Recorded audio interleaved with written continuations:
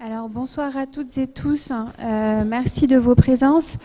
Très brièvement, donc on est ravis d'accueillir ce soir donc 3 invités, dont 2 artistes, Aurélien Mauplot et Céline Domangy, qui vont aussi par ailleurs rester à l'école demain dans le cadre aussi d'un workshop qui met en jeu donc plusieurs arcs et d'une discussion. Et donc ce soir, c'est la 4e édition, je crois, donc du format qui s'intitule Dialogue, hein, et qui donc est initié par Documents d'artistes Nouvelle-Aquitaine, dont Sébastien Gazeau, qui à côté de moi donc dirige, hein, c'est le statut de directeur, hein, c'est bien ça, et donc qui consiste à articuler donc une rencontre autour de 2 artistes auxquels DDA a consacré donc un portrait filmé. Et donc ce soir, vous allez voir donc 2 de ces portraits. Et puis par la suite, donc il y aura une discussion, un échange en présence des 2 artistes et donc animé par Sébastien. Voilà. Donc je laisse la parole à Sébastien. Merci Clara. Bonsoir à toutes et tous.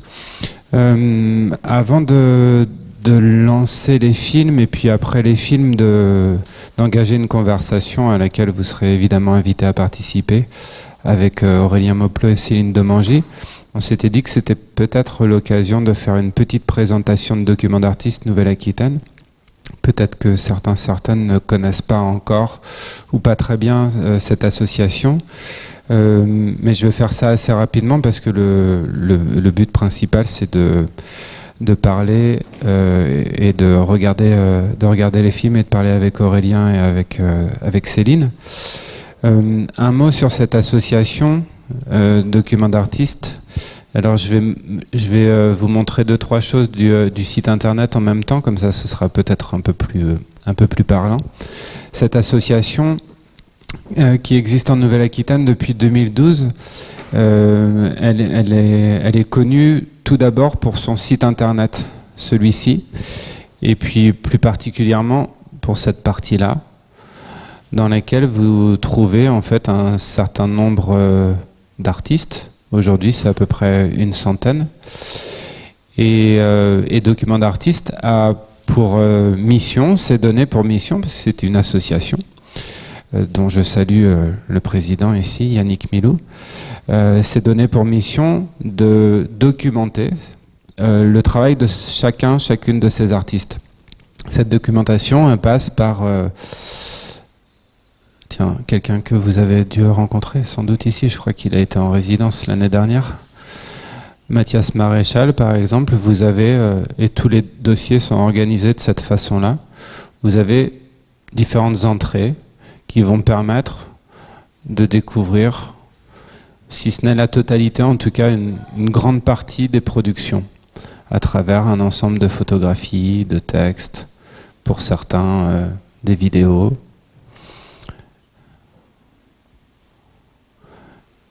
Des éléments biobibliographiques qui sont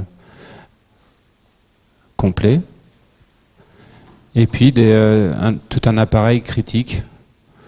Dans le cas de Mathias, c'est limité au texte de commande, au texte qu'on a commandé à Laetitia Toulou sur son travail, mais d'autres artistes vont pouvoir avoir un ensemble de textes et de productions éditoriales plus importantes qui permettent en fait à chaque fois de rentrer dans le travail, dans la démarche de chaque artiste. Tout à l'heure on en parlera un peu plus, mais pour certaines d'entre elles, il y a aussi également des films qui sont produits. Et toute cette documentation, qu'elle soit remise par les artistes ou bien qu'on produise cette documentation, permet de faire découvrir, de rendre visible le travail de ces artistes-là. Donc ça, c'est la partie la plus visible. C'est ce site qui est donc utilisé par surtout les professionnels, même s'il y en a accès à toute personne, gratuitement, librement. Mais c'est un outil de prospection et de connaissance des scènes artistiques, en l'occurrence de la région Nouvelle-Aquitaine. Et à côté de cette partie très visible, il y a une partie plus invisible, mais qui pour nous, pour notre équipe constituée de 3 personnes, est tout aussi importante, c'est tout le travail d'accompagnement de ces artistes. C'est-à-dire qu'on essaye d'être cet intermédiaire entre les artistes et puis tout un ensemble d'acteurs, actrices du secteur des arts visuels, à travers tout un ensemble d'actions. Les films, on en parlera tout à l'heure, mais par exemple des visites d'ateliers qui vont permettre à des artistes de rencontrer des professionnels, commissaires d'expo, responsables de lieux de diffusion, etc. Avec des collectionneurs aussi, collectionneurs, collectionneuses. On a mis ça en place l'année dernière pour que des amateurs éclairés puissent acquérir des œuvres ou s'engager dans un mécénat de production, et puis des rencontres aussi à destination de tout public. Puis on a aussi tout un ensemble d'autres actions. Je ne vais pas toutes les déplier, ni rentrer dans le détail, mais il y a des interventions en école d'art, du conseil de la formation en direction des artistes du fonds documentaire. C'est le nom qu'on donne à cette sorte de grande base de données sur les artistes, mais aussi à d'autres artistes dans le cadre de programmes de formation qu'on peut initier ou auxquels on peut participer. Enfin, peut-être un tout petit mot sur une particularité en Nouvelle-Aquitaine. Parce qu'il existe d'autres documents d'artistes en France et même à l'étranger. Il y en a 8 en tout à ce jour. Chacun a sa ligne éditoriale, sa façon de travailler. Et en Nouvelle-Aquitaine, on a développé il y a quelques années un séminaire qu'on a intitulé Archives Artistes, dans lequel je vous invite à vous promener dans cette page-là, dans cette rubrique où vous allez trouver à la fois tout un ensemble de films, mais des documents, ici un podcast, enfin un enregistrement sonore d'une rencontre. Et le principe de cette rubrique, c'est de mettre en lumière les relations qui existent entre la création artistique contemporaine et les archives, que ce soit les archives au sens de documents d'archives ou bien les archives des institutions. C'est une chose assez importante parce que nous accompagnons les artistes bien sûr de leur vivant, dans la diffusion, la valorisation de leur travail, mais on les accompagne aussi à titre posthume. En tout cas, c'est une première là. On travaille en ce moment avec la veuve de Jean Sabrier, qui est un artiste qui était dans le fonds documentaire quasiment dès le début de l'association. Et Jean Sabrier est décédé il y a quelques années. À titre posthume, le CAPC lui a consacré une exposition monographique en 2023-2024. Et là, on accompagne les ayants droit de Jean Sabrier pour que des archives, les archives privées de Jean, soient versées dans des archives publiques. Ce qui va permettre à terme à des chercheurs, chercheuses, historiens, historiennes de l'art, et puis à n'importe qui de pouvoir consulter ces archives pour découvrir son travail. Et puis l'approfondir, l'étudier, l'analyser. Donc c'est pour vous dire que depuis des interventions en école d'art jusqu'à ce type de proposition assez singulière, on accompagne les artistes plasticiens, plasticiennes de la région Nouvelle-Aquitaine. Je vais m'en tenir là pour Documents d'artistes. Si vous avez des questions, on pourra en parler un peu après la rencontre, j'entends. Là, comme l'évoquait tout à l'heure Clara, que je remercie vivement d'avoir coordonné et rendu possible ces rencontres. Je remercie aussi Françoise Sins, la directrice, qui malheureusement ne pouvait pas être là ce soir. Cette rencontre, cette diffusion, cette projection, elle se fait dans le cadre d'un programme en effet qui s'appelle Dialogue, qu'on a initié il y a 1 an et demi, qui est soutenu par le contrat de filière, qui a été lauréat de l'appel à projet du contrat de filière. Et ce programme consiste à diffuser des films qu'on a produits ces dernières années. Alors ça nous est arrivé d'en produire un certain nombre. Cette page-là en témoigne. Il y a 25-30 films qui ont été produits. Mais ces dernières années, il y en a 6. Ces 2 derniers, Céline et Aurélien. Un sur Yves Chaudouette, je crois que vous en avez entendu parler d'Yves Chaudouette. Un sur Radmila aussi, qui est là dans la salle, et que je salue. Et en tout cas, ces 6 films-là, on s'est dit que c'était bien beau de les avoir produits, et c'était sympa aussi de les diffuser sur notre site et à d'autres endroits, mais que ça pouvait être l'occasion aussi d'en profiter pour organiser des rencontres publiques et permettre, en même temps que la diffusion de ces films, de rencontrer les artistes. On a intitulé ça Dialogue, parce qu'à chaque fois, il y a 2 artistes dans toutes les écoles d'art de Nouvelle-Aquitaine qui viennent parler après la projection des films.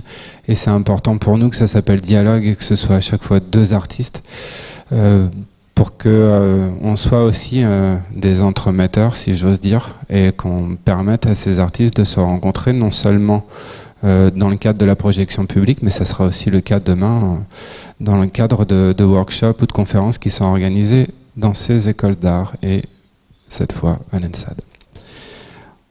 Voilà pour la présentation et document d'artiste et du programme Dialogue. Sans plus attendre, je vous propose de regarder les 2 films à la suite. Et puis je vous dirai un petit mot de ces films et ensuite on commencera la discussion avec Aurélien et Céline. On commence par le premier sur Céline Demangy.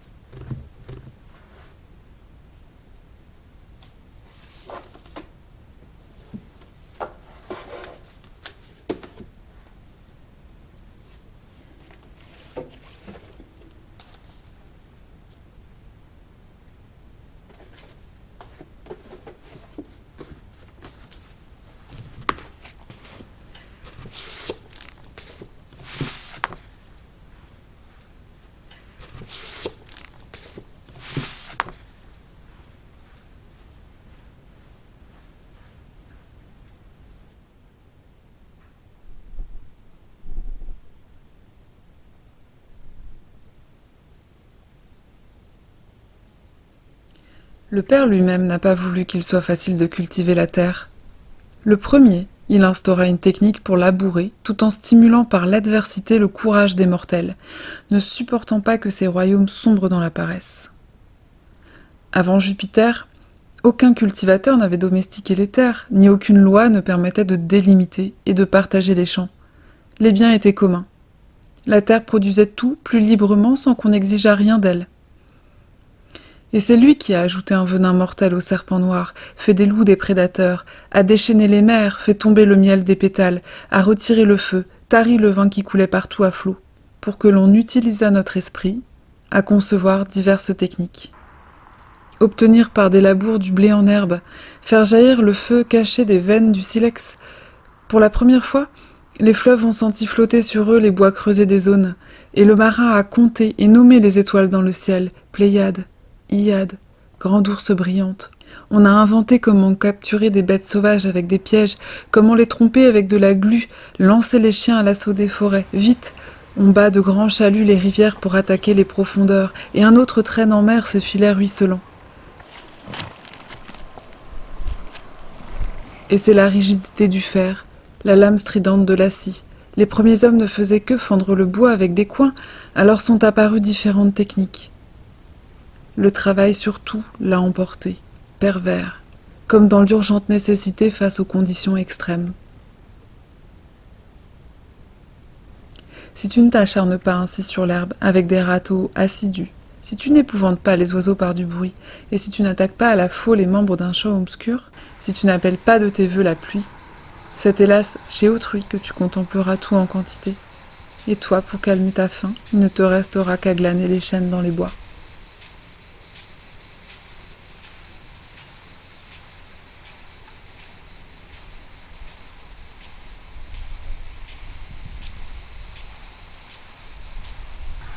Je peux te rapporter beaucoup de recommandations des anciens si tu ne recules pas, et si apprendre ces soins précis ne t'ennuie pas.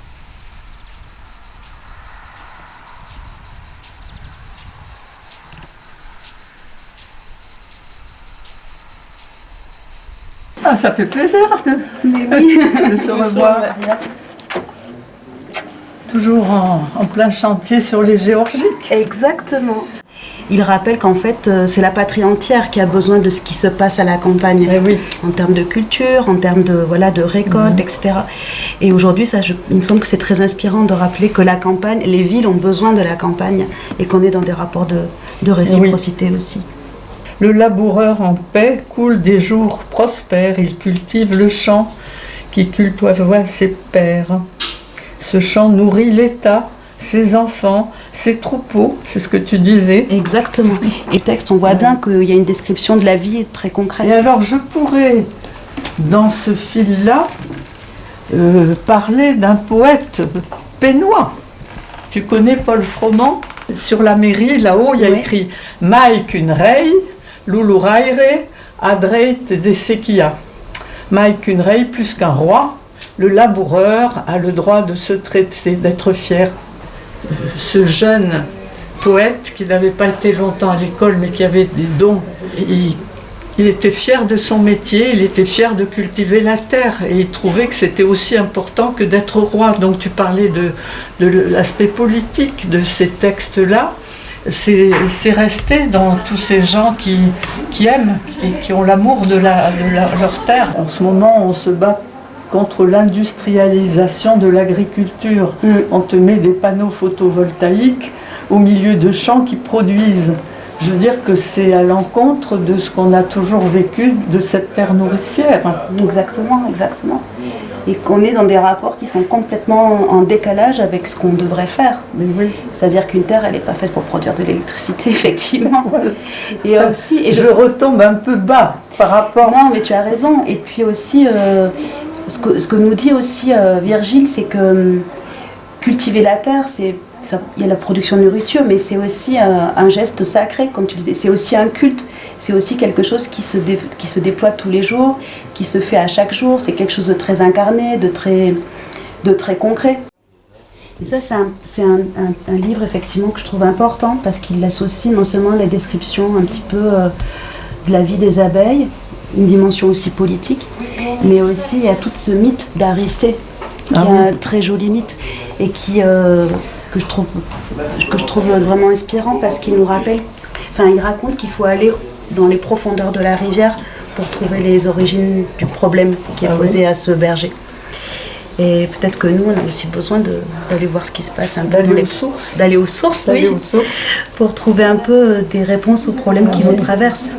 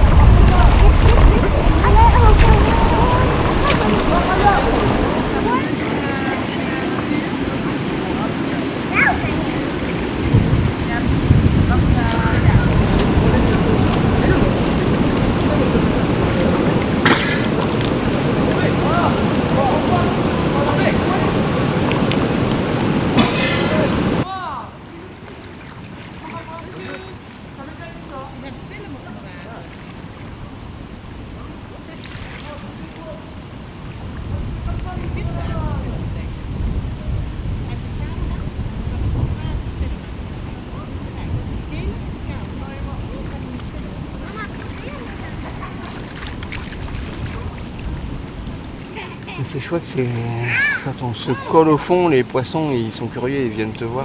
C'est toujours. En mer ça marche très bien, mais en rivière c'est pareil. Ils ont le même réflexe, les poissons ils sont hyper curieux. sont très curieux, donc ils sont pas très méfiants les poissons en fait. Quand il y a quelque chose qui les intrigue, il y a les premiers s'approchent, et puis après il y a des moyens, puis après il y a des plus gros. Ah oui. Donc c'est une technique utilisée par les pêcheurs en mer, c'est que on appelle ça la pêche à la gâchon. Tu te colles au fond, puis en fait tu attends que les petits et les moyens soient arrivés pour voir les gros, et puis en choisir un gros que tu ramènes, tu pêches. Mais là, j'ai pas vu de gros arriver. Et j'en ai pas vu non plus. J'ai pas vu de silure, j'ai pas vu même de perches. J'ai vu des espèces de petits gardons. Et c'est beau déjà. Ouais.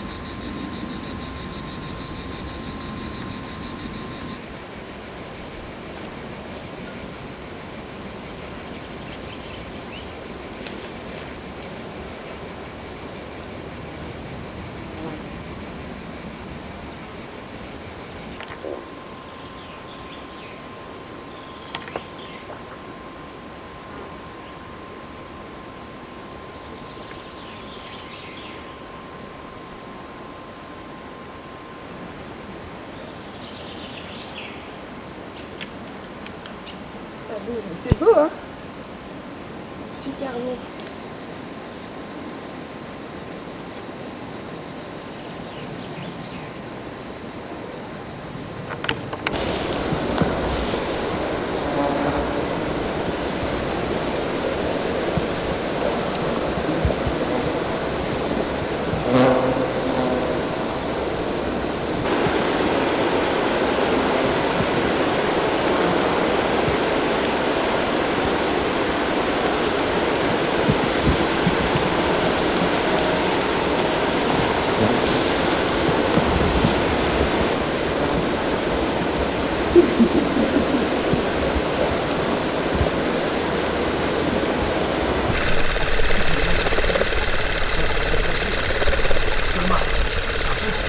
Pascal, mai 2024.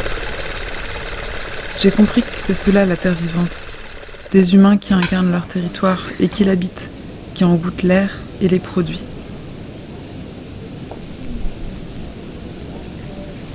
Bernard Heller, artisan charpentier retraité et artiste collagiste, le 24 octobre 2023.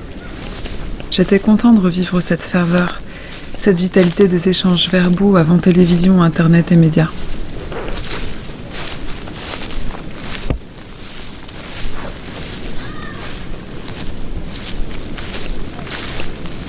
Virgile, livre 4, les Géorgiques. À toi d'admirer le spectacle des choses minuscules. Augustin Berck, géographe et philosophe. L'être se crée en créant son milieu. Et c'est ce genre de leçon que nous avons toujours à méditer, dans un sens comme dans l'autre, dans la création, mais aussi dans la destruction.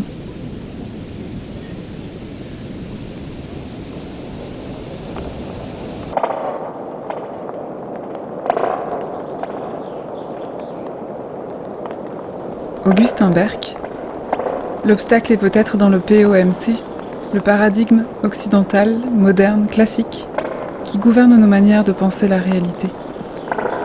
Selon le POMC, La réalité des rivières, cela relève de l'objet, en l'occurrence de l'eau, H2O, donc de l'hydraulique, affaire d'ingénieur. Rien à voir avec la liberté, dont on n'a pas encore trouvé la formule chimique. C'est là le hic. Le POMC ignore l'analogie entre eau et liberté.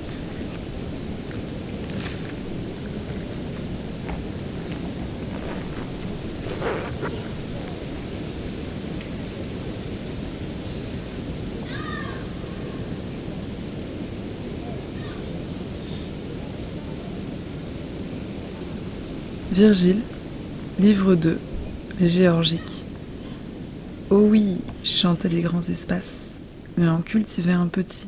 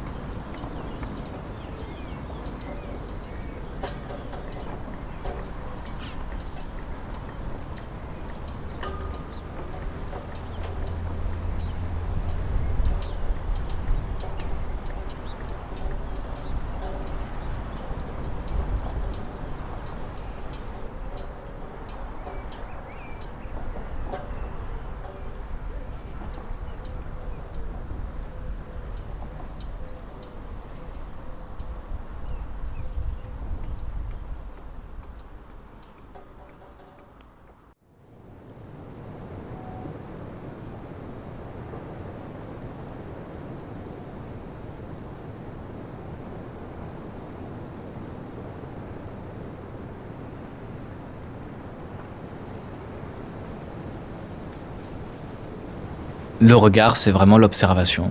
Et je m'en veux terriblement quand je vois pas quelque chose, quand je rate quelque chose dans un paysage.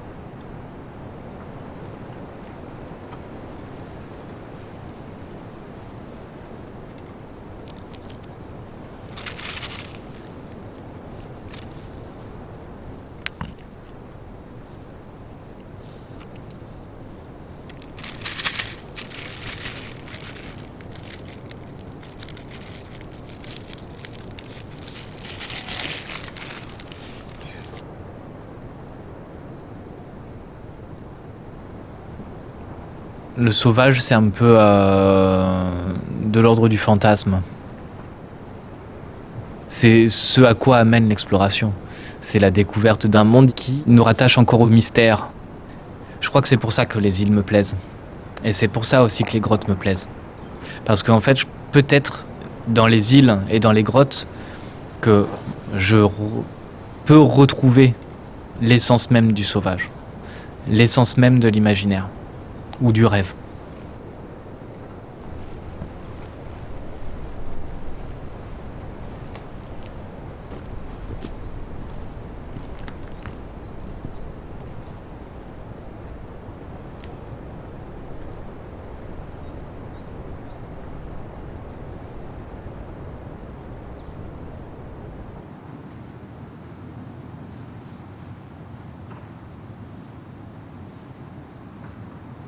Je suis pas un explorateur, je suis pas un découvreur, clairement.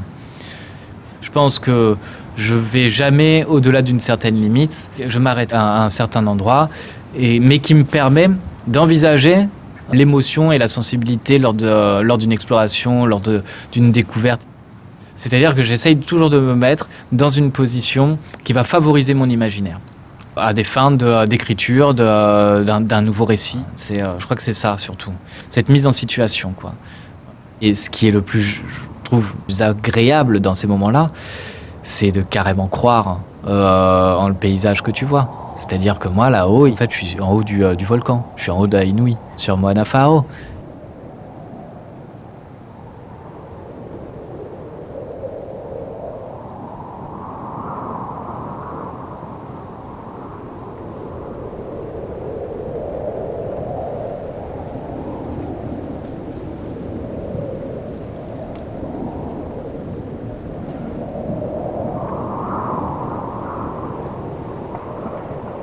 Oriata, la représentante des Moani, raconte que l'île s'appelle Moana Fa'aaro, qui se traduit du polynésien par l'endroit au large où aucune terre n'est en vue. Oriata raconte qu'il y a 500 ans, Ainui, le volcan, s'est réveillé. Dans sa colère, il brûle des forêts entières, ravage bon nombre de terres arables et emporte avec lui des milliers d'habitants. Cette tragédie, les Moani l'ont appelée Taïa, le chagrin. Cette nuit-là, un enfant naît. C'est une petite fille. Elle s'appelle Ta'amu. Ta'amu, c'est le lien, c'est ce qui lie les choses entre elles. Ta'amu, une fois adulte, n'a qu'une seule obsession: réconcilier la terre avec Ainui, pour que plus jamais le volcan ne se réveille. Alors Ta'amu part chaque jour en forêt et fabrique des sculptures. Elle insère des pierres volcaniques dans des troncs d'arbres. Elle les appelle les Paoratu Mato, l'arbre qui pousse dans le rocher.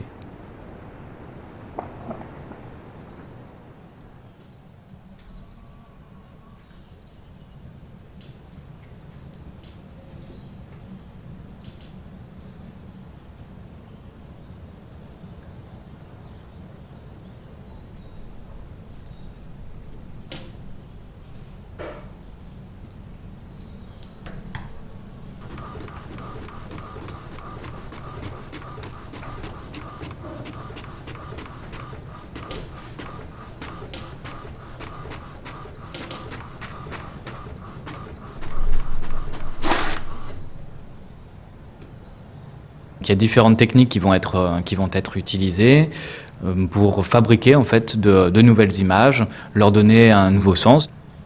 Ce qui me permet derrière de les recontextualiser et de les insérer à l'intérieur du récit de Moana Fa'ao.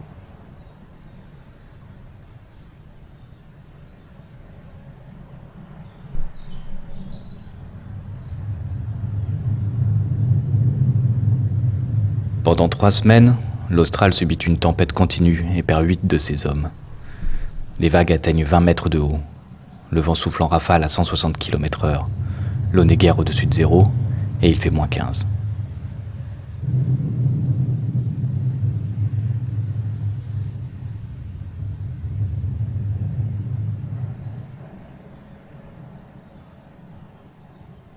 L'idée, c'était de consacrer ce dernier séjour de résidence à Nekatonea à l'écriture d'une nouvelle partie du récit de Moana Fa'ao.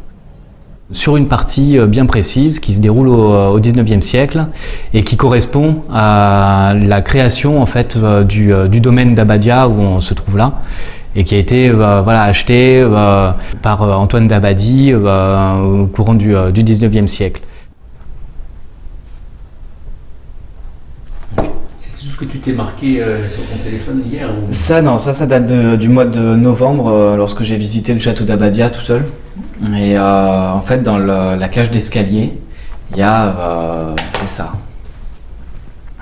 Bon, je te montrerai. Et c'est une fresque de 6 ou 7 scènes. Attends, 1, 2, 3, 4, 5, 6, ouais, ça. Ouais, 7. Donc il y a 7 scènes.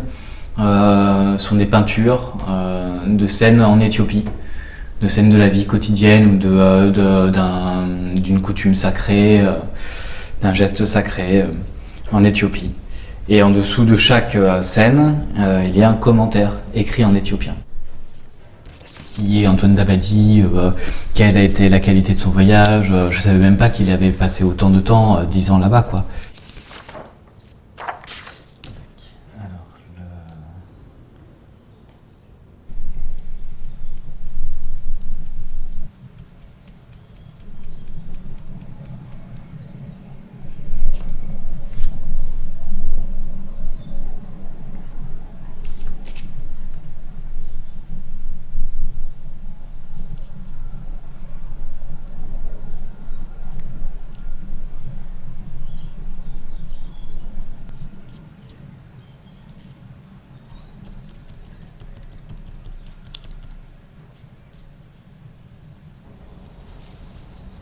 Quand tu es face à une composition naturaliste, comme la 6e variation en Macval, c'est quand même une pièce qui fait 10 mètres sur 2 mètres 50. Elle est composée de près de 600 éléments. Et en fait, le spectatrice, va rentrer tout seul dans le récit. En fait, on rentre dans l'univers, on capte qu'il y a une question d'exploration, qu'il y a plusieurs personnages, qu'on part vers les îles. On capte tout ça, en fait.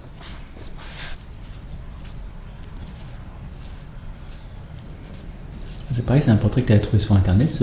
Ouais. Libre de droit, puisque c'est sur Wikipédia. C'est en attendant la résidence avec le château. Est-ce que là, est-ce que ça te permettra de... Je pourrais potentiellement avoir accès au fond, aux archives du château, au fond des œuvres. Et on dirait un crooner maintenant.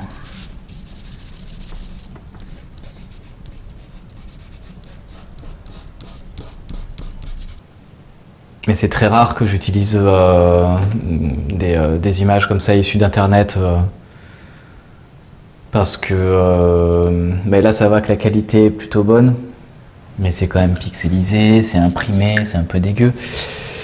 Et alors que les images que tu chopes dans les bouquins, c'est des héliogravures, elles sont magnifiques, les tirages sont superbes. Donc il y a vraiment de la matière, quoi. Tu peux travailler, moi je m'éclate, je m'amuse bien à faire ça. C'est pour ça que j'utilise très rarement des images d'internet. Parce que j'ai quand même besoin d'avoir une authenticité dans la qualité de l'image. Tu vois, c'est pas du tout la même, l'image n'a pas du tout la même qualité entre cette image imprimée sur une jet d'encre et un bouquin imprimé dans les années 50 par Artaud, quoi, édité chez Artaud. C'est le jour et la nuit.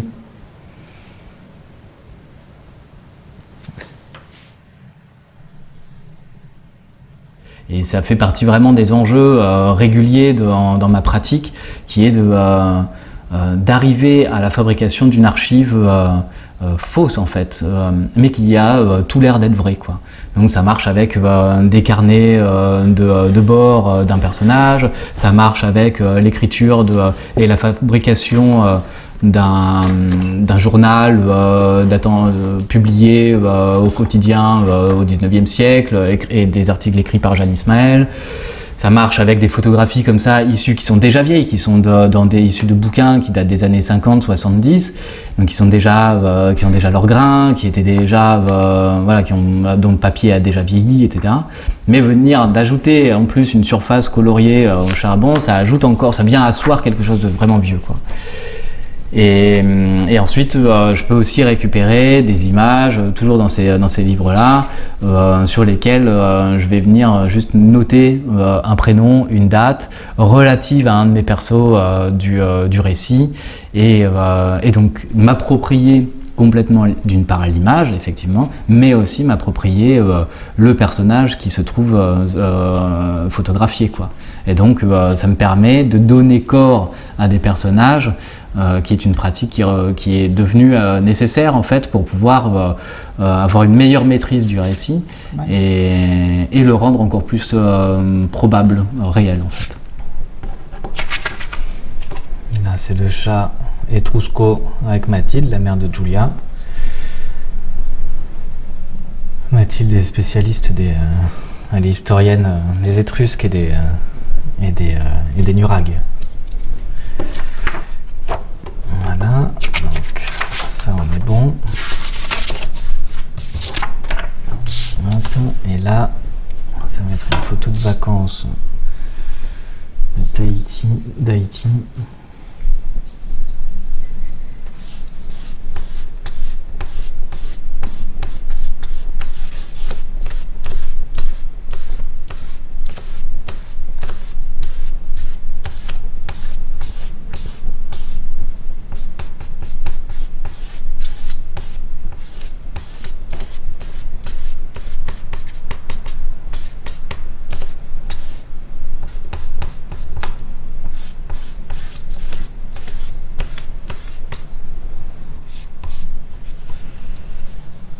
Ben voilà, tu vois, j'avais jamais fait ça. Ça rappelle quelque chose. Ça rappelle je sais pas ce que... C'est des vieilles œuvres d'art du 19e siècle ou un truc comme ça. Tu sais, ces petites peintures italiennes. Ah ouais.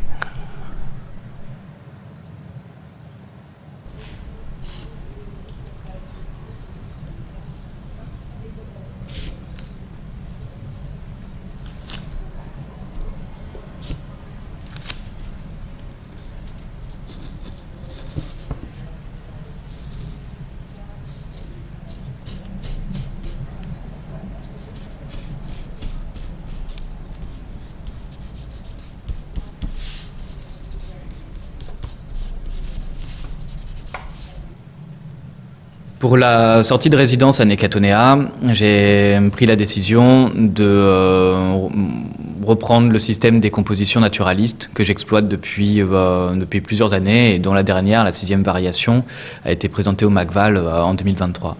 Et là, ce qu'on a fait, c'est d'utiliser Antoine Dabadi, donc le propriétaire historique du domaine d'Abadia où nous nous trouvons, et pour leur accorder au récit de Moana Faharo à travers Julia Camassad, qui est un de mes personnages principaux.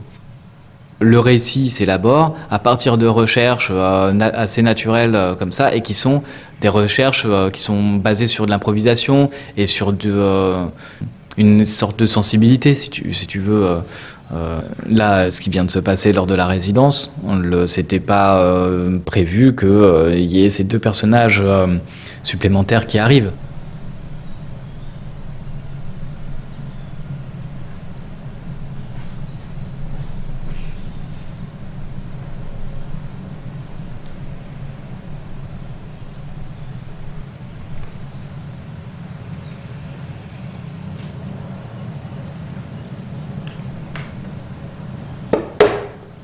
Le système des compositions naturalistes, c'est un système d'assemblage de documents, des choses qui peuvent faire partie de ma propre vie, de mes propres expériences.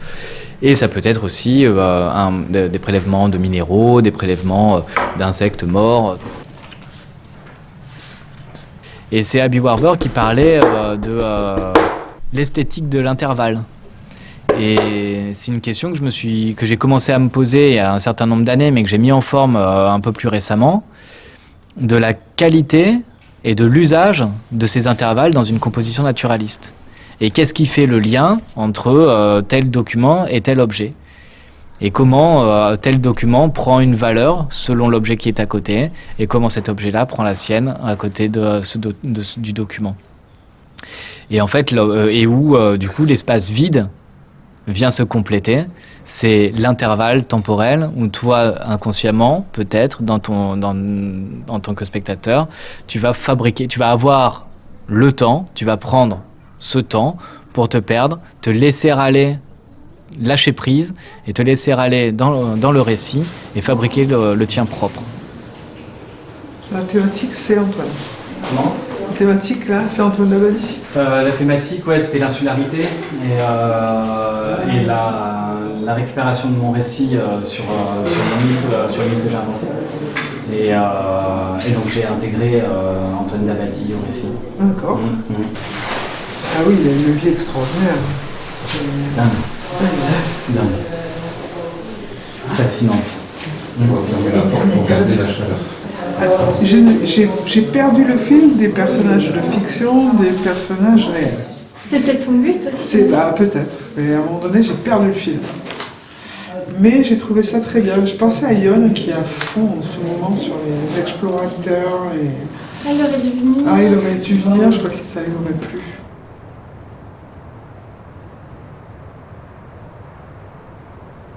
J'ai plus une question par rapport à ton texte, ton récit. Est-ce que tu prévois une fin? J'ai l'impression que c'est un récit qui peut durer jusqu'à la fin de ta vie en fait. C'est vrai que ça fait déjà, ça fait depuis 2016 qu'il est, même fin 2015 qu'il est initié. Mais en fait, le récit, pour moi, est très difficile à finir tant que j'ai pas résolu tout le voyage, toute une partie du voyage de Julia, quoi.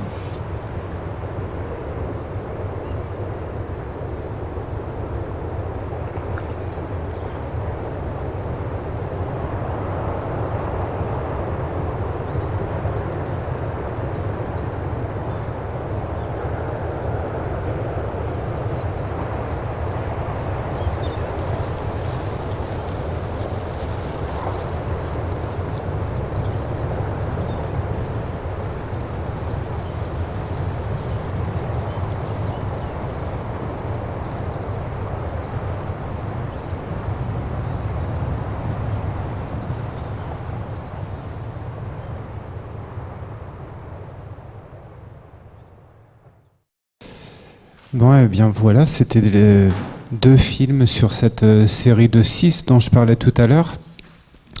Un film sur Céline Demangy qui est sorti en novembre 2024. Il a été réalisé par Sabrina Daniel-Callon qui se consacre au documentaire en tant que réalisatrice depuis 2019. Avant ça, elle travaillait dans le domaine des arts visuels, du secteur culturel de manière plus générale, à différents postes. Et il se trouve que Sabrina Daniel-Callon travaille sur un documentaire depuis quelque temps dont je vais essayer de ne pas écorcher le titre, et un documentaire qui traite d'un sujet abordé dans ce film-ci, un documentaire qui s'appelle La dernière rivière, entre parenthèses, sur le rebord du monde. Ceci explique peut-être cela. Le film qui a été, lui, réalisé sur Aurélien Mauplot et le fait de Christophe Leroy, il a été diffusé la première fois en mai 2024. Et Christophe Leroy, c'est un réalisateur qui est qui était basé, parce que maintenant à Bordeaux, maintenant il est parti en Ariège. Christophe, il a réalisé pas mal de documentaires, des courts, moyens et longs métrages, un certain nombre qui traitent de l'Afrique ou qui ont été tournés en Afrique.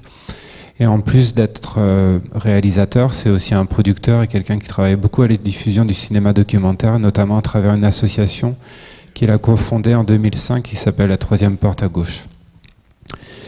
Je ne vais pas vous présenter Céline ni Aurélien. Vous pourrez aller voir sur le site de Documents d'Artistes plein de choses et sur leur propre site aussi éventuellement. Mais simplement vous dire que dans le cas de Céline, elle est rentrée dans un Document d'Artistes en 2015. Et puis depuis, on a fait un certain nombre de choses avec elle. Et Aurélien, lui, c'était en 2017. Je vais à vous deux poser quelques questions et puis en fonction de cet échange-là, je vous inviterai aussi bien sûr à y participer. Il y a un micro qui pourra circuler tout à l'heure. Ma première question à tous les deux, c'est vous êtes 2 artistes avec un parcours déjà bien engagé. Céline, qui commence au milieu des années 2000, début 2000, milieu des années 2000. Aurélien, quelques années après. Vous avez une certaine reconnaissance, certains projets, certains d'envergure, des expositions. Là, on en a vu une exposition collective à laquelle tu as participé au MACVAL. J'aimerais savoir en quoi c'est important pour vous d'avoir un film sur vous.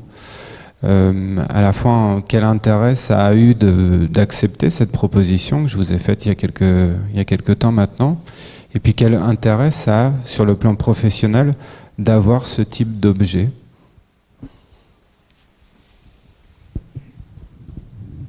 Merci. Bonsoir à toutes et tous. Le premier intérêt, la première réponse que je peux donner, c'est le fait que ça donne un support autour duquel on peut se réunir ce soir. Donc ça, je pense que c'est la première usage qu'on peut faire de ce film. Ça permet effectivement d'ouvrir des rencontres autour d'un document qui parle du travail artistique. Donc il y a cette question-là de la visibilité, effectivement, qui est très importante, d'avoir et surtout que ce soit pas l'artiste, donc que ce soit pas moi-même qui ai réalisé ce film sur moi-même, mais que ce soit un regard extérieur qui vient regarder un chemin, une activité artistique et qui le donne à voir. Donc d'avoir dans son petit bagage d'artiste quelque chose comme ça, une invitation à un regard extérieur pour regarder le travail, c'est déjà très intéressant. Et aussi, ce que j'ai beaucoup apprécié, ce que j'ai beaucoup apprécié aussi dans cette rencontre, il faut savoir que Sabrina, pour ma part, c'était vraiment une carte blanche. Je lui ai raconté ce que je faisais à ce moment-là, donc en l'occurrence l'année dernière. Donc je lui ai raconté ce programme qui s'appelle Les Géorgiques, que je suis qui a une création qui est toujours en cours, une création artistique qui prend la forme d'un programme de recherche. Je lui ai raconté cette histoire et puis elle s'en est saisie et elle a raconté l'histoire qu'elle a voulu en raconter. Et pour raconter cette histoire, elle est venue filmer en Lot-et-Garonne, parce que j'habite en Lot-et-Garonne, et elle est venue filmer les artistes que j'ai invités dans le cadre de ce programme de recherche. Donc ce qui m'intéresse beaucoup, avec le temps qui passe, c'est finalement d'avoir aussi un document qui parle, qui montre, qui me donne à voir le travail qu'on a fait il y a 1 an et demi, et je sais que ce document, il va prendre sa valeur aussi au fur et à mesure que le temps passe. Donc ça, c'est aussi intéressant d'avoir non seulement un document, mais un document réalisé par un regard extérieur. Merci, bonsoir à toutes et à tous. Alors moi je dirais d'abord que c'est un document qui fait archive et qui vient et voilà, pour moi ça fait sens. Je me souviens de mon hésitation quand tu m'avais proposé, quand tu m'avais invité, et parce que Sébastien m'a demandé, je lui ai dit tout de suite, ah bah super, on va raconter l'histoire, nanana. Puis il me dit, ah bah non, surtout pas. Moi ce que je veux, c'est que tu racontes comment ça se fabrique. Donc du coup, ça changeait complètement tout mon processus de présentation de mon travail. D'habitude, jusqu'à ce moment-là, donc jusqu'à il y a presque 2 ans maintenant, à chaque fois que je parlais de ce projet-là, je racontais l'histoire. Là, par exemple, je vous aurais raconté l'histoire et vous seriez ressorti de l'auditorium en vous posant la question, mais est-ce que cette île existe ou pas? Et donc ce qui a été intéressant à ce moment-là, c'était de me mettre un peu en difficulté, de détourner ce propos que je tenais tout le temps. Et c'est vrai que depuis, j'ai plus une tendance à aller décortiquer et à présenter le processus créatif plutôt que de poursuivre le conte. Et voilà. Alors ensuite, ce que je pouvais dire aussi, c'était que c'était pas forcément gagné parce que je suis quelqu'un qui aime beaucoup tout maîtriser. Et là, je connaissais pas du tout Christophe. Et donc on a fait un premier entretien à la maison, à l'atelier, avec Sébastien, Christophe le réalisateur, une amie artiste, et ma compagne qui est artiste également, et on a élaboré ensemble autour du travail. Mais là, c'était une véritable rencontre. Et là, c'est vraiment là où j'ai pris conscience de cette nécessité de rentrer dans le processus plutôt que d'être dans la démonstration, quoi. Voilà. Et puis ensuite, effectivement, la visibilité l'usage d'un tel document est non négligeable pour des artistes, je crois. C'est quand même très confortable, les films sont beaux, et donc c'est quelque chose que l'on peut utiliser. Moi, par exemple, c'est dans toutes mes communications, je crois que c'est toujours dans la signature du mail en dessous, et j'essaye, voilà, il reste présent puisque c'est un document que tu peux tout le temps utiliser. Voilà. Par rapport à cette maîtrise ou cette difficulté à pouvoir maîtriser cet objet, de même tu l'évoquais aussi tout à l'heure Céline, Sabrina s'est emparée de ton travail, des géorgiques en l'occurrence. Là avec Christophe il y a une relation assez forte je crois qui s'est nouée, mais vous n'aviez pas ni l'un ni l'autre un regard, vous ne saviez pas à quoi tout ça allait aboutir, c'était un risque pris à l'heure de la communication et de la maîtrise de la communication? Alors je dirais presque. Parce que quand même, avec Christophe, on a fait ce film ensemble. C'est-à-dire que il y a vraiment toute une partie. Alors lui, il est arrivé avec sa grille, etc. évidemment. Mais moi, ce que je lui ai proposé, et on est tombé d'accord très rapidement, c'était que le film devait s'élaborer en commun. Et d'où le fait qu'on ait pris le parti que dans le film, il y ait beaucoup d'extraits de conversations que l'on avait. Et moi, je voulais vraiment que la conversation apparaisse. Et vu la quantité de palabres qui se sont écoulées pendant 5 jours sur le domaine d'Abadia, ça témoigne bien de la relation qui s'est nouée avec Christophe.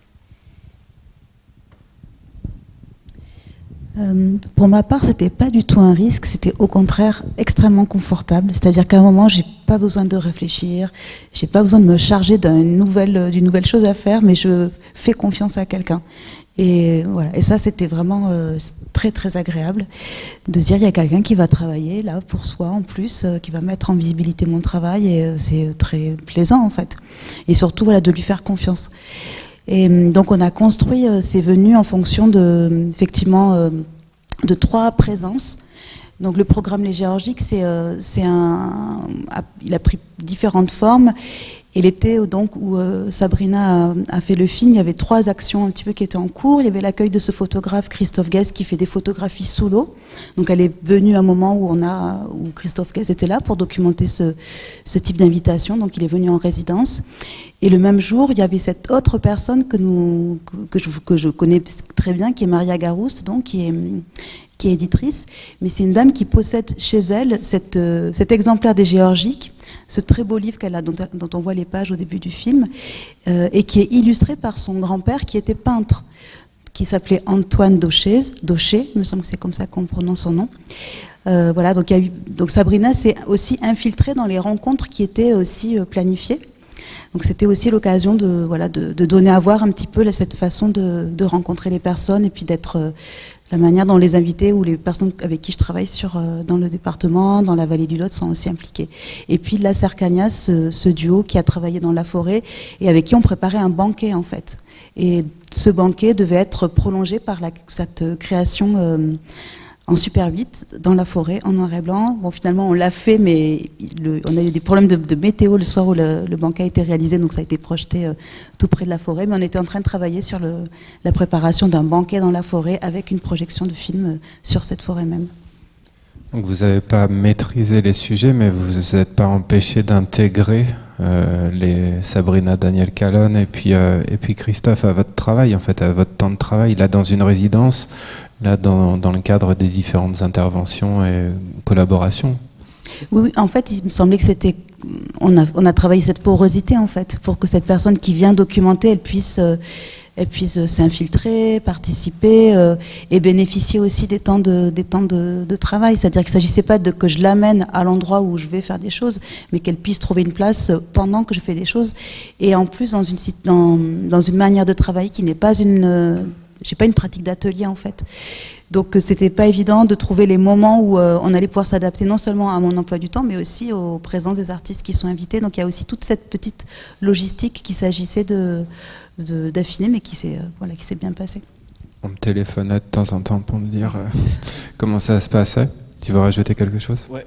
Oui, je peux ajouter que d'avoir réalisé le film sur le domaine d'Abadia, donc à Nécatonea, qui est une résidence organisée par le CPIE Littoral Basque à Hendaye. Je vous invite à aller regarder sur le site, ils font un travail formidable. Et donc d'aller faire le tournage sur place, en fait, ça permettait, de manière sous-jacente évidemment, mais d'illustrer je dirais ma vie en fait, d'une certaine manière, parce que en réalité cette année-là, je crois que j'ai passé moins de 2 mois chez moi et le reste du temps j'étais toujours en résidence. Et donc on a rapidement oublié l'idée de faire ça à l'atelier en Creuse où je vis, pour vraiment s'installer à Nécatonea, pour être in situ en fait sur le site, quoi. Ce qui nous a permis également de pouvoir monter en montagne, d'être proche de ces du processus de la marche en fait que j'utilise dans le processus créatif. Ouais, c'est devenu une sorte de petite résidence parallèle à celle que tu avais dans le cadre de Nécatonea. Ah oui, c'est clair, on a fait 5 jours de résidence avec Christophe, c'était d'enfer. J'aimerais revenir sur un point que tu viens d'évoquer, Céline, le fait que pour une fois, c'est pas toi qui parlais de ton travail. Néanmoins, tous les deux, vous en parlez souvent de votre travail. Alors, peut-être comme beaucoup d'artistes qui parlent de leur propre travail, sont les premières à devoir le faire, sans doute. Demain, pour les étudiants de 4e et 5e année, vous allez donner un workshop qui va être autour de la notion de récit. Alors, sans rentrer dans les enjeux artistiques et esthétiques qui sont les vôtres dans le cadre de votre démarche artistique, mais j'aimerais bien que vous nous disiez en quoi est-ce que c'est important, lorsqu'on est artiste, professionnel, en quoi c'est important de raconter ce qu'on fait. Pourquoi est-ce que c'est important ? Est-ce que c'est si important ? Les œuvres ne se suffisent-elles pas à elles-mêmes ? Alors, je crois qu'il y a quelqu'un en face de moi qui est hyper bien placé pour répondre à cette question. Mais en quoi c'est important de parler de ses propres œuvres ? Moi, j'en parle beaucoup.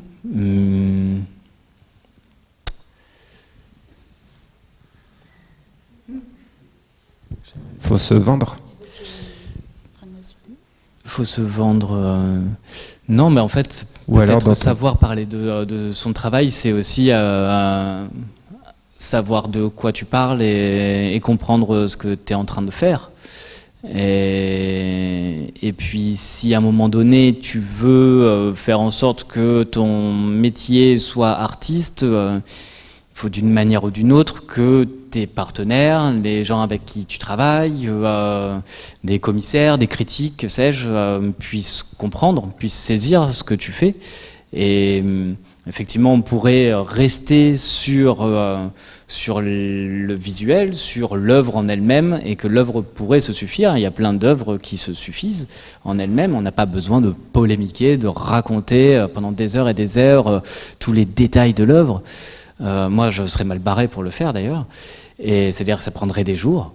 Mais malgré tout, je pense que c'est important de se situer, de savoir s'expliquer.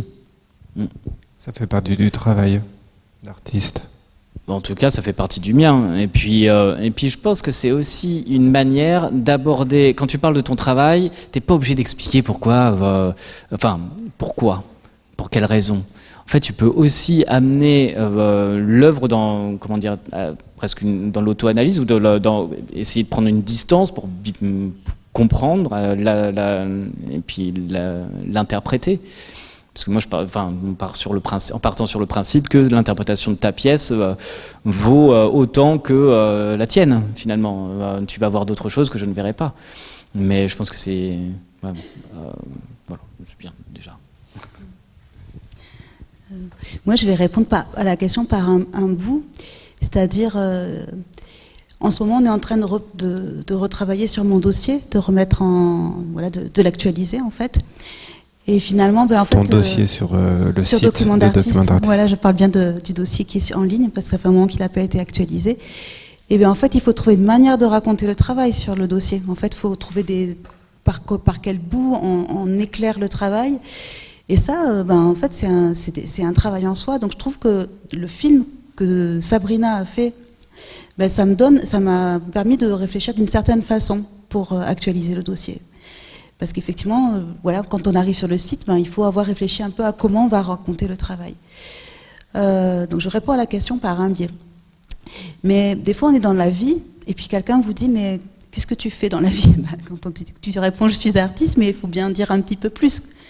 Et là, on commence déjà à raconter ce qu'on fait. Donc, on est souvent amené à dire, expliquer en quoi ça consiste d'être artiste. Et ça, c'est un endroit que j'aime beaucoup. Surtout quand on parle de notre travail d'artiste à des gens qui ne sont pas du tout dans le monde de l'art. C'est un endroit que j'aime beaucoup parce que c'est un endroit où on ne peut pas utiliser la langue de bois qu'on utilise dans le milieu culturel. On est obligé de trouver des mots justes, de trouver des mots qui ne soient pas compliqués, qui soient simples, mais pas au mauvais sens du terme. Et donc, en fait, tout au long de la vie, on est souvent amené à parler de ce qu'on fait et c'est quelque chose qui doit être souvent affiné parce qu'en plus, le travail artistique, il est comme nous, il est vivant. Donc, il y a 10 ans, c'est pas le même qu'aujourd'hui.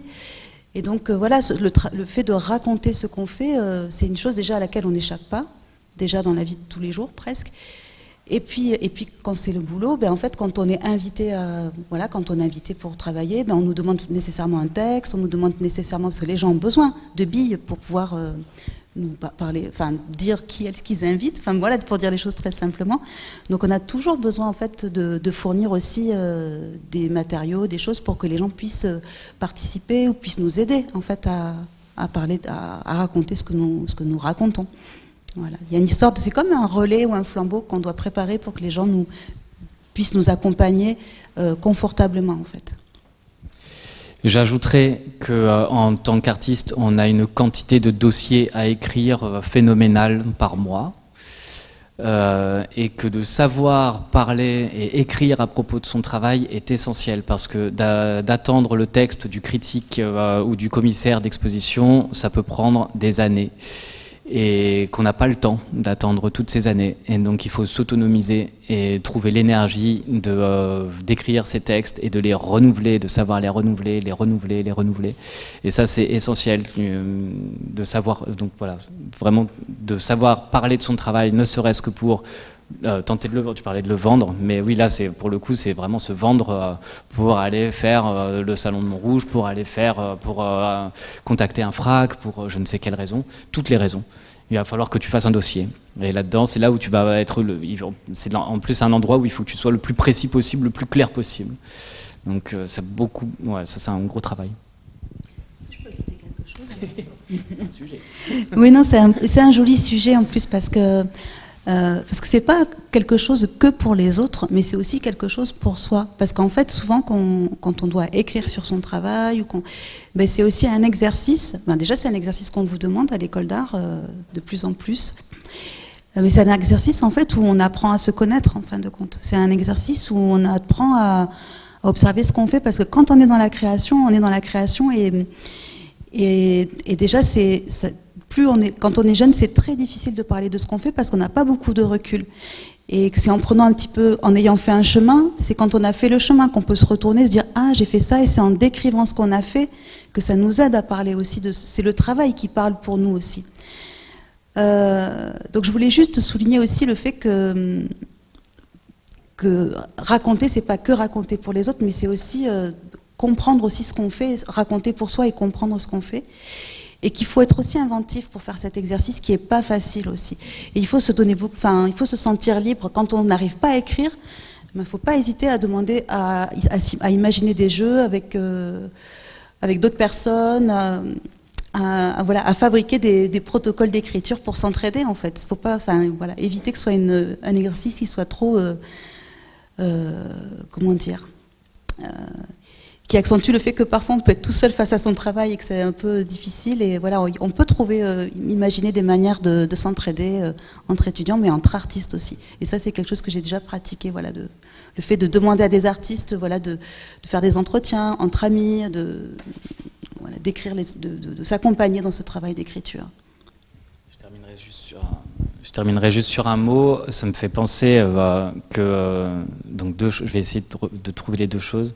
La première, c'est que l'écriture, c'est aussi l'écriture d'un projet. Et donc, tu peux expliquer ton œuvre, mais sur un projet, l'œuvre, elle n'existe pas. Et il n'y a rien. Donc c'est un moment extrêmement difficile parce que tu te retrouves face à une idée. Alors moi je veux partir, je veux faire une sculpture et je veux la faire en terre, mais c'est de la terre de Carrare, puis je veux faire une sculpture en marbre finalement. Et en fait tu sais pas. Donc ça c'est toute la fabrique du projet. Et ça c'est un moment où tu écris, où tu composes avec les différentes recherches que tu vas faire à la bibliothèque, en ligne, je ne sais où, dans ta propre bibliothèque. Ça c'est la fabrique du projet, c'est une écriture fondamentale.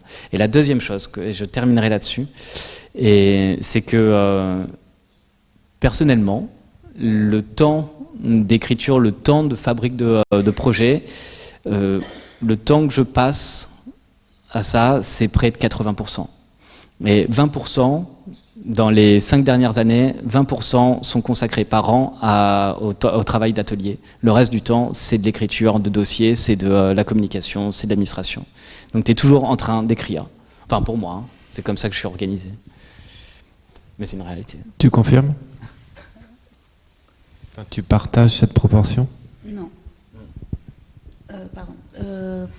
Je saurais pas dire.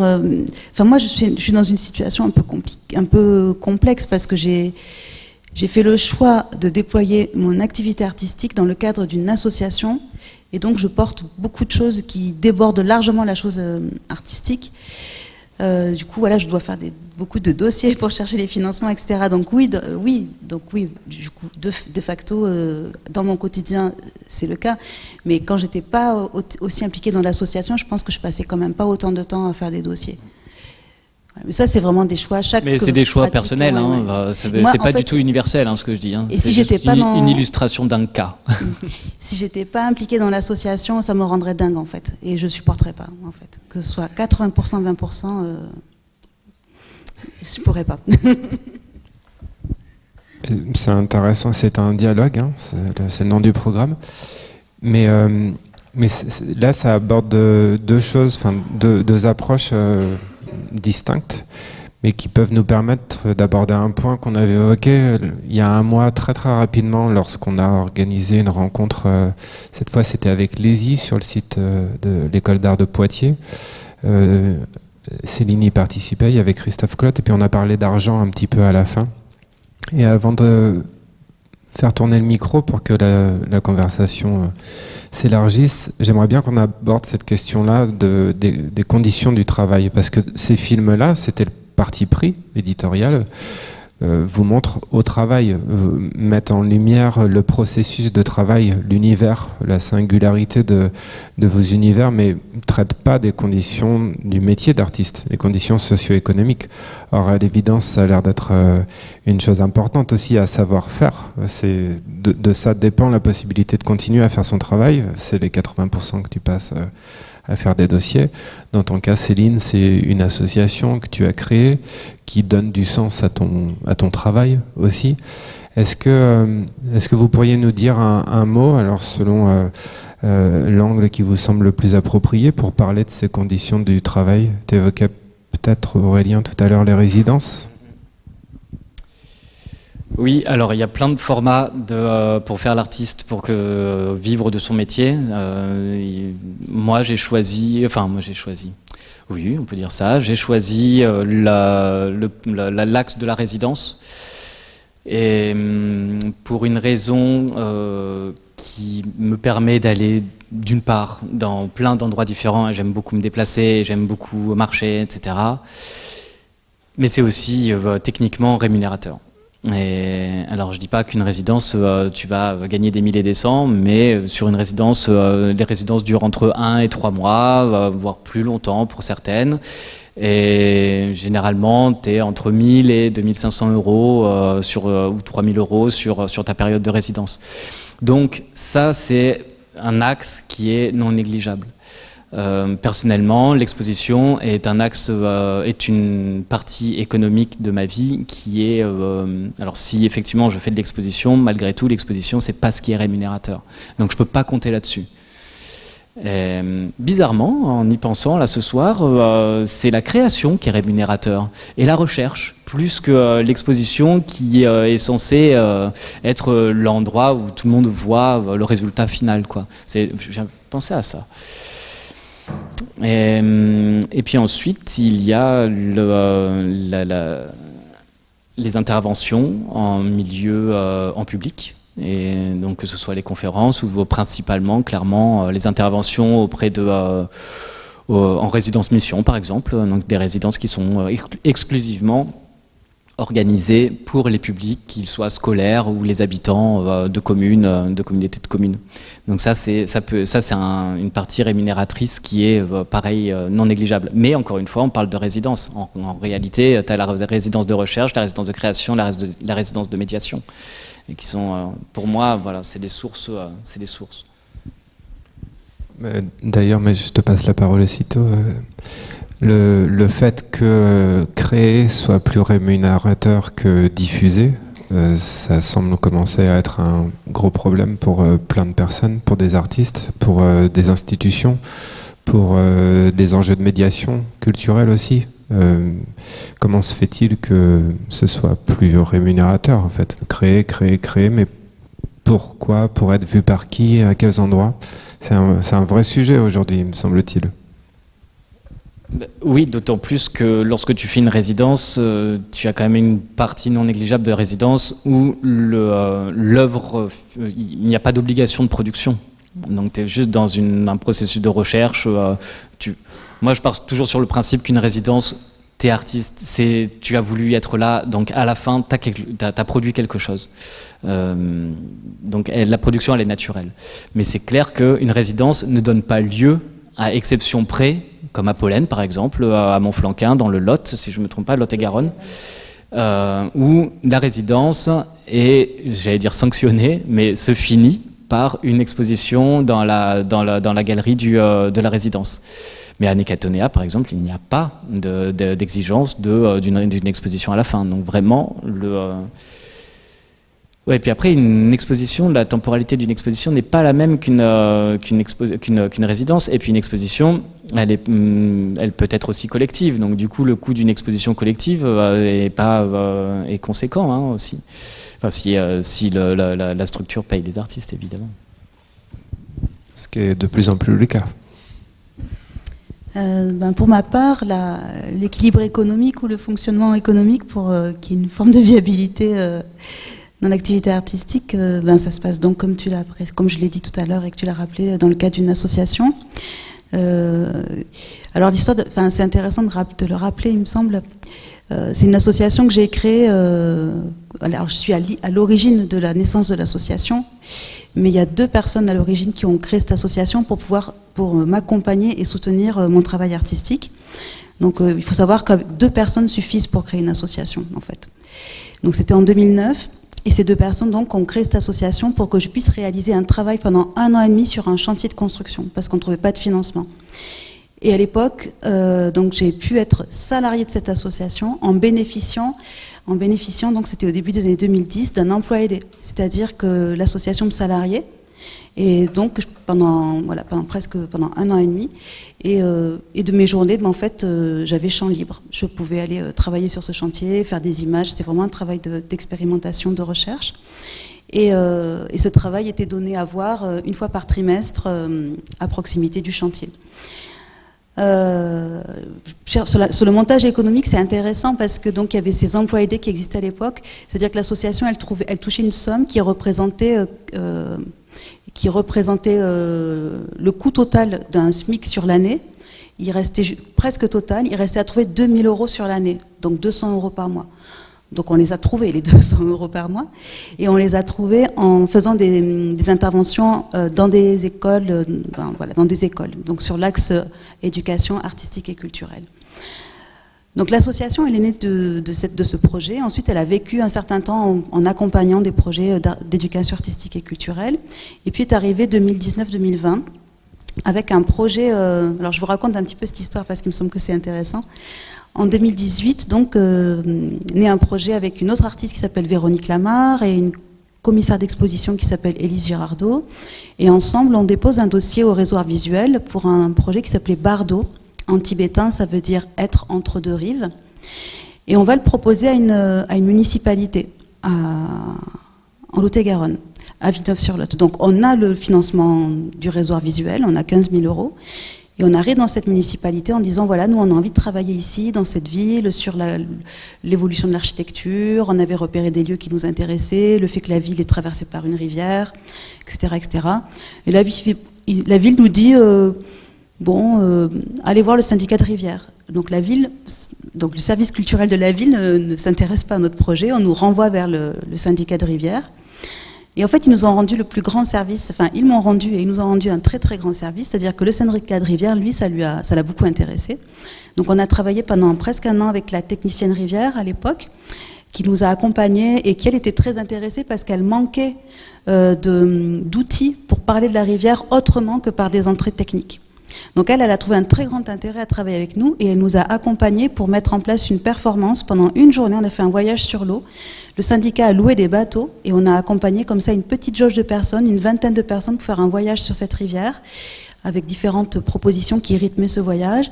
Et à la fin du voyage, on a atterrissé dans une base nautique avec une exposition et puis une baignade dans la rivière. Donc très belle expérience. Mais la cerise sur le gâteau, c'est que ce syndicat de rivière, ce jour-là, le directeur est venu et que ça a été le début d'une autre histoire qui a commencé avec ce syndicat de rivière. C'est-à-dire que avec ce syndicat, on a commencé à imaginer en 2020 un programme de recherche qui est devenu les Géorgiques et qui finalement n'a pas été porté par le syndicat, mais par le Belvédère, cette association donc, qui est née en 2009. Donc le Belvédère est devenu une association finalement un peu plus importante, avec un programme de recherche. Et du coup, j'ai travaillé j'ai été engagée par l'association pour développer ce programme de recherche. Et donc mon travail artistique a pris la forme d'un travail de ce programme de recherche. Comment dire la suite? Donc voilà, ce qui a été très intéressant aussi, c'est que en étant dans l'association, moi, ça m'intéresse pour 2 choses. En tant qu'artiste, de travailler au sein d'une mécanique associative. C'est qu'une association, les associations en général jouent un rôle très important dans la manière dont le socle d'une société, en termes de convivialité, en termes de rencontres entre les gens, les associations, c'est elles qui font le terreau, le lien social, le ciment social en fait. Et de situer la recherche artistique, l'activité artistique à cet endroit-là, pour moi c'est important parce que c'est situer l'art à un endroit d'un socle de la société. Donc ça me plaît beaucoup que mon activité ne soit pas située dans le champ de la culture, mais dans ce qui fait voilà, le fondement de la société. Donc ça c'est la première raison pour laquelle l'association, voilà, ce cadre associatif m'a intéressée. Et la deuxième raison, c'est qu'en ayant travaillé avec ce syndicat de Rivière, ce directeur donc a vu l'intérêt que ça pouvait avoir qu'un travail artistique à cet endroit-là n'avait pas seulement à ses yeux un intérêt ou une raison d'être, on va dire, culturelle, mais pour lui, il y voyait en fait, voilà, comme le fait une association, il y voyait un vecteur de cohésion sociale, il y voyait en fait quelque chose qui participe aussi à l'attractivité du territoire. Alors là, du coup, j'emploie un autre registre de vocabulaire, l'attractivité du territoire, le développement local, etc., etc. Donc ce monsieur, il nous a aidés avec l'association à trouver d'autres financements que ceux de la culture. Donc premier financement qu'on est allé chercher grâce à lui, c'est un financement d'un AMI. AMI, ça veut dire appel à manifestation d'intérêt, porté par un service de la région dont je ne me souviens plus exactement le nom, qui a des enveloppes pour le développement territorial et le développement rural. Donc on a sollicité un AMI ruralité et on a une enveloppe pour voilà, développer un projet qui aide la ruralité à... Alors voilà, ça c'est la logique, le vocabulaire de la région, mais voilà, accompagner des territoires. C'est faire des ruraux. dossiers aussi. Hein. C'est une forme de dossier, mais c'est 40 000 €, c'est pas 2 000. Donc du coup, c'est quand même intéressant. Et donc pendant 2 ans, cette enveloppe-là, il nous a permis, sur une petite commune de 300 habitants, de faire des banquets, de faire des balades, de faire tout un ensemble d'activités avec les habitants, avec à chaque fois trois éclairages, en invitant des artistes, tantôt des scientifiques, et tantôt des habitants aussi étaient acteurs. Donc par exemple, une balade avec une artiste et un chasseur sur le fait d'observer les traces des animaux dans la forêt. Et cette première balade a été très, très, très riche, très agréable. Et ce qui a été surtout magnifique, c'est que ce chasseur donc, nous dit « Mais moi, j'aimerais bien organiser avec vous un banquet dans la forêt ». Et c'est de l'idée de ce chasseur que nous avons organisé donc, cette expérience l'année dernière avec ce travail dans la forêt. Vous avez l'illustration que savoir raconter son travail est important pour pouvoir le diffuser, oui. Convaincre des financeurs. Élargir le cercle des financeurs aussi, parce qu'en l'occurrence, ce que tu montres, c'est pas que du secteur culturel, c'est pas que des lignes culturelles. Mais ce qui est important peut-être, et si tu veux bien, on va peut-être commencer, parce que je crois que c'est à 20h que les portes ferment, alors pour pouvoir passer la parole à la salle. Ce que je trouve intéressant dans ces 2 témoignages, c'est que chacune, vous avez trouvé aussi les modalités pour créer votre démarche, c'est-à-dire de créer les conditions socio-économiques, cette association dans ton cas, les résidences un peu plus dans ton cas, mais on comprend en t'écoutant et puis après avoir vu le film que c'est nourrissant d'une fois sur l'autre, en fait, ça participe vraiment du processus créatif. Mais juste finir sur le fait que pour moi aussi l'enjeu c'est d'avoir entre les mains, de tenir la mécanique, enfin voilà, d'avoir aussi entre les mains la mécanique alors on dépend toujours d'autres de financeurs, mais en fait d'avoir une maîtrise un peu plus large sur comment on peut financer les choses et de ne pas être seulement toujours demandeur aussi, mais d'être aussi acteur grâce à la mécanique associative. Créer son territoire. Merci. Ça vous donne des envies de questions ou de réactions? Ou de remarques, ou d'idées, ouais. d'expériences que vous avez pu partager aussi à vos endroits. Quelles sont les personnes qui participeront au workshop demain?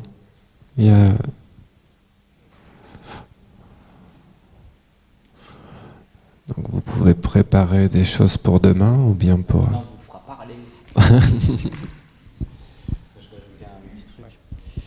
Je vais ajouter aussi sur le montage de projet, puisqu'en fait les résidences, elles existent aussi pour des raisons. Elles existent dans un cadre de projet particulier.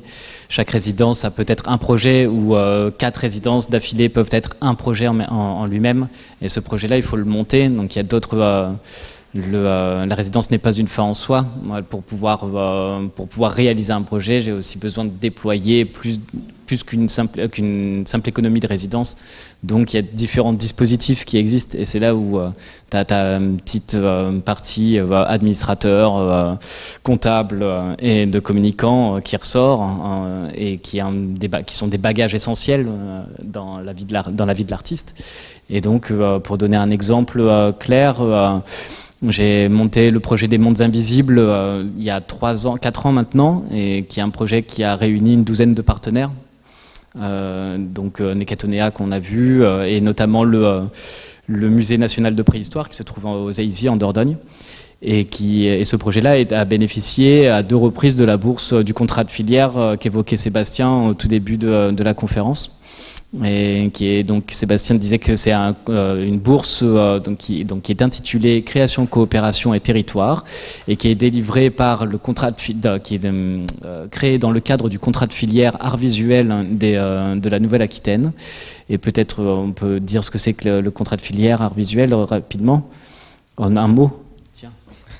C'est plutôt moi qui est censé connaître le truc.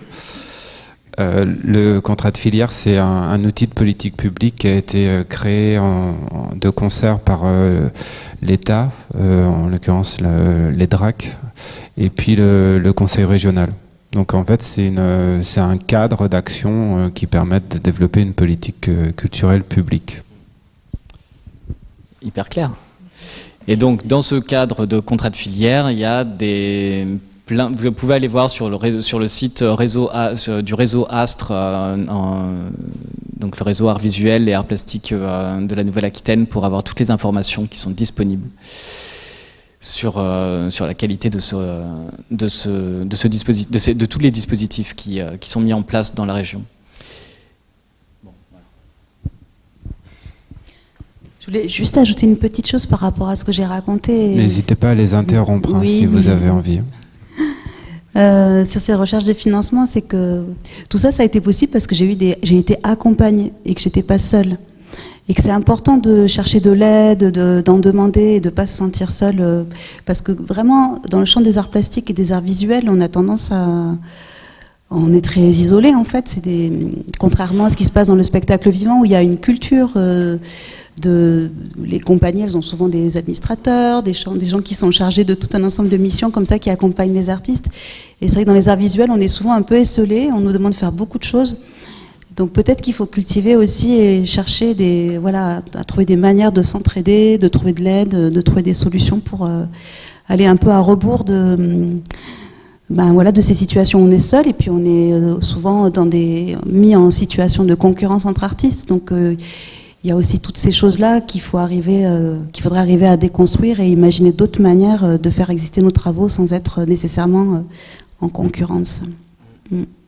C'est très malheureux, mais on pourrait y arriver.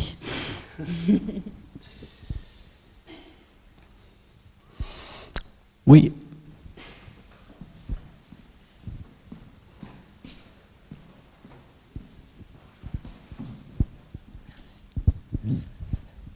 J'ai une question pour revenir plutôt au film produit par DDA, parce qu'on a bien compris du coup que en tout cas l'objet des 2 films qu'on a vus ce soir, c'était pas de faire un état des lieux ou une synthèse de vos pratiques et de revenir sur vos parcours, etc., mais vraiment de s'arrêter sur un temps de travail.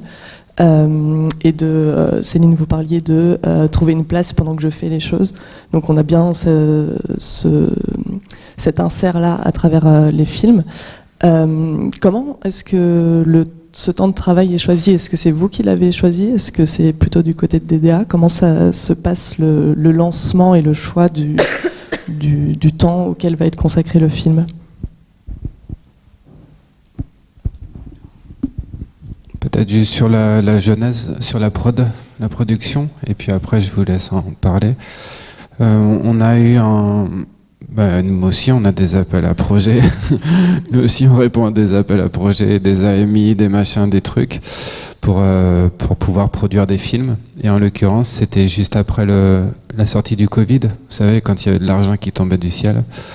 Il y a un appel à projet qui s'appelle Captation audiovisuelle, qui a été lancé par la centrale, la Direction générale de la création artistique. Et on a été plusieurs documents d'artistes en France à pouvoir bénéficier de cet appel à projet. Ce qui nous a permis d'avoir, en l'occurrence, 25 000 € pour pouvoir produire des films. C'était assez libre, quoi. Et en Nouvelle-Aquitaine, pour documents d'artistes, j'ai imaginé une sorte de dispositif éditorial en choisissant 6 artistes. Et puis ensuite, ensuite, je me suis assuré d'abord que chacune des artistes à qui j'avais pensé était d'accord. Alors, des fois, ça a été plus ou moins long pour convaincre les personnes.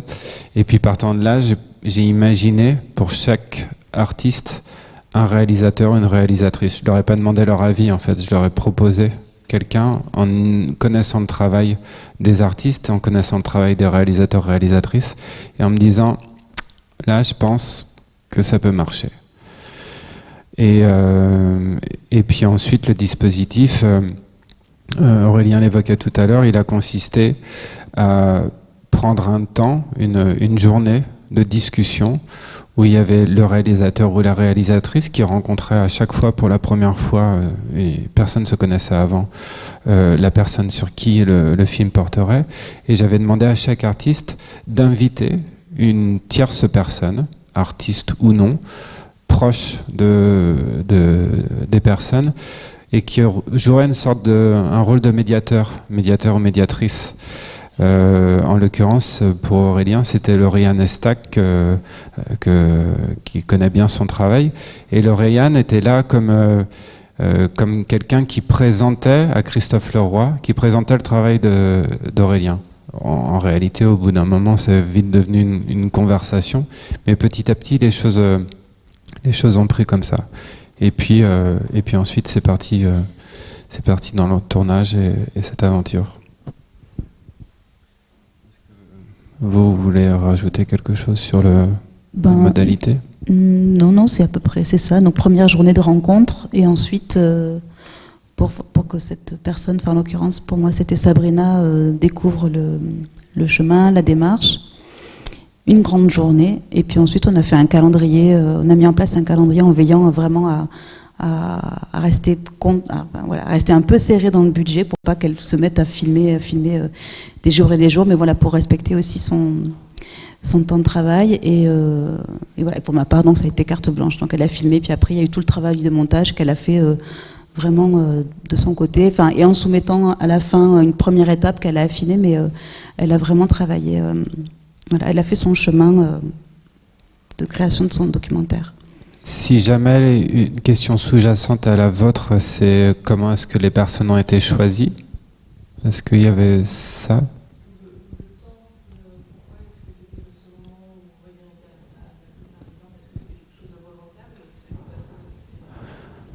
Ouais.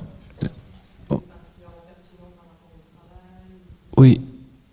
Je vais te passer le micro sur la résidence elle-même, mais en tout cas, moi, j'ai choisi les 6 artistes en me disant que c'était bien à ce moment de leur parcours ou à ce moment d'un projet. Pour les géorgiques, par exemple,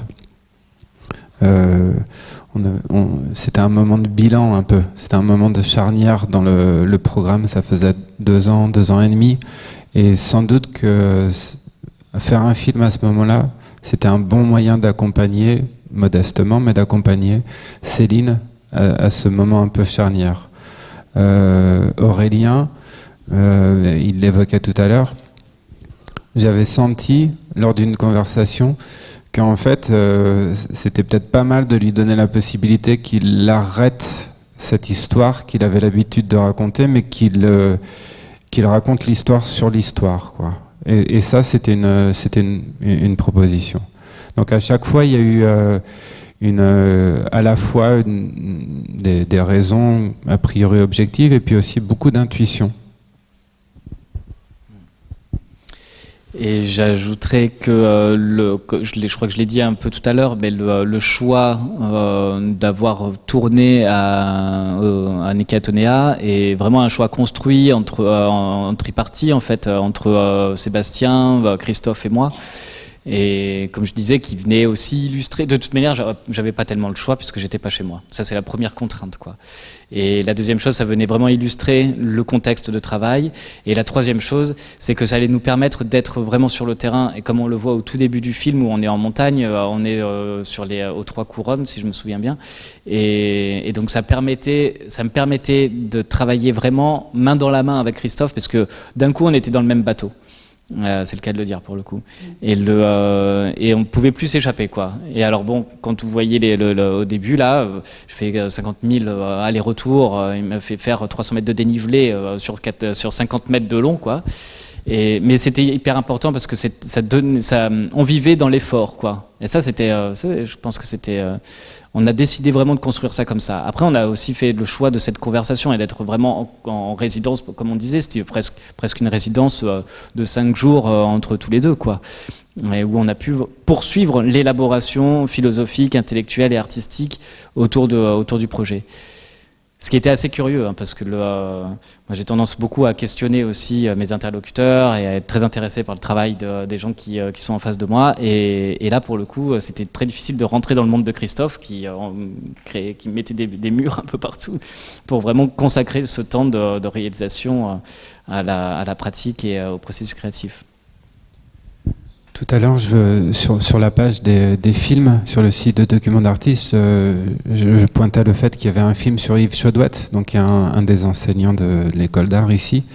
Et ce film sur Yves a été fait dans le cadre de l'Atelier A. C'est une série de films que vous connaissez peut-être, qu'on trouve sur Arte. Ça a été fait dans le cadre d'un partenariat entre le réseau Documents d'artistes et puis l'Atelier A, où il y a eu, pour chaque région où il y a un document d'artiste, il y a un film qui a été fait sur un des artistes. Donc là, en Nouvelle-Aquitaine, ça a été Yves. Et l'Atelier A, et le nom indique assez bien la ligne éditoriale, c'est de filmer l'artiste dans son atelier. Courage pour les artistes qui n'ont pas de pratique d'atelier pour rentrer dans cette collection. Et d'une certaine manière, les dispositifs éditoriaux que j'ai eu en tête, il était un peu pour prendre le contre-pied de l'Atelier A. Et il y avait parmi les possibilités pour les réalisateurs, réalisatrices, et puis même il y avait cette possibilité financière, c'est si c'est pertinent d'aller très loin pour faire le film, donnez-vous cette possibilité-là. Et là, pour Nékatonea, c'était ça. Il faut dire que la première journée, on est quand même allé te voir en Creuse. Donc, il fallait que ça ait du sens, le lieu du tournage aussi, et pas seulement le lieu, mais les conditions du tournage, pour que à chaque fois, ce soit pas seulement enregistrer la parole, ou enregistrer l'artiste au travail, mais c'était de lui donner la possibilité de réfléchir à son travail. Et c'est à ce titre-là qu'on a essayé d'accompagner les artistes. C'était un peu long comme réponse. Est-ce qu'il y a une autre question, une autre intervention? Il nous reste une petite dizaine de minutes. Ou bien est-ce que tout était très très clair?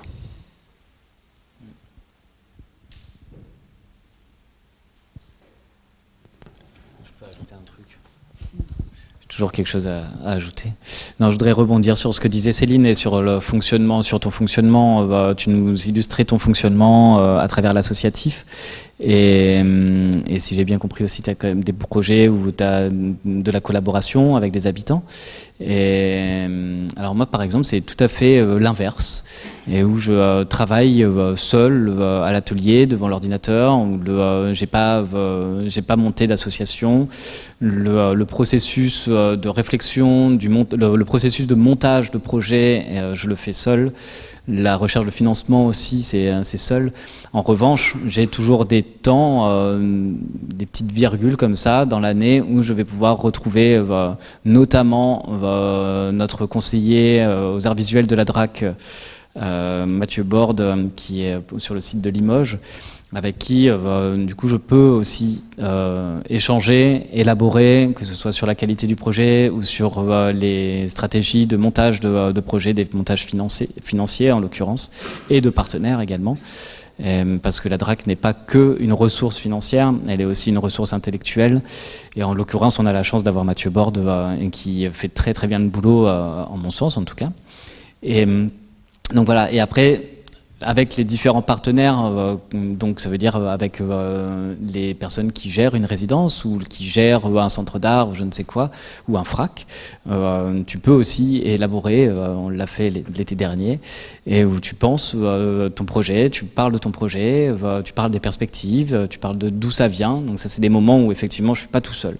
Mais sinon, globalement, quand même, d'une pratique très très solitaire, quoi. Donc c'est qui est aussi une réalité pour un certain nombre d'artistes.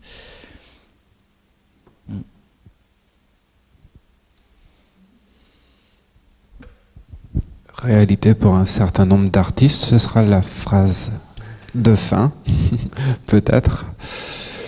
On va s'arrêter là pour ce soir. Merci d'être venu, de votre attention, écoute, et puis merci à Céline et à Aurélien et à l'École d'Art.